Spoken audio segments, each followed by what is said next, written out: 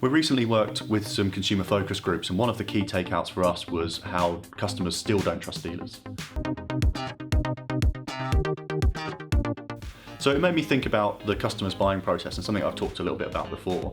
But we have now really good digital solutions online for customers when they're browsing for cars. We look after the customers really well in that kind of loyalty and renewal phase with equity parity and early renewals, and there's a real focus on that. We also do some really nice stuff in social media and experiential and that really clever stuff, launching cars and promoting cars.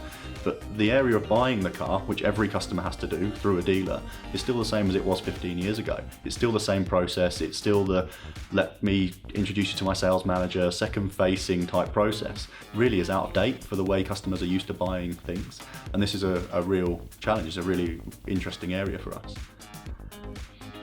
Whether a customer's buying their car on finance or outright, the issue really remains the same. The customer feels uncomfortable when they get into a negotiation situation. They feel when something's being held back that breeds mistrust and distrust of the dealer. But I think it's more important when it comes to finance, particularly because of news in the last few years around finance and banking. People feel like that should be an area that they're protected in because of the things that have happened in the past. And interestingly, customers feel still like they trust their banks more than they trust their dealer, despite everything that's happened. It's important to caveat that I'm not against dealers. I've worked with hundreds of dealers over the years, and most of them are really, really good operators. They're very professional and do a really good job within the structure that the manufacturers give them.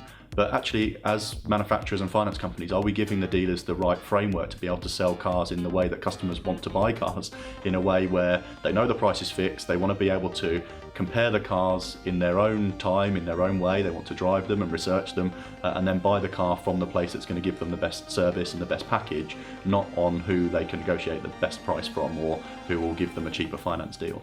So for us, it's not really a case of if it's going to change, it's going to be when.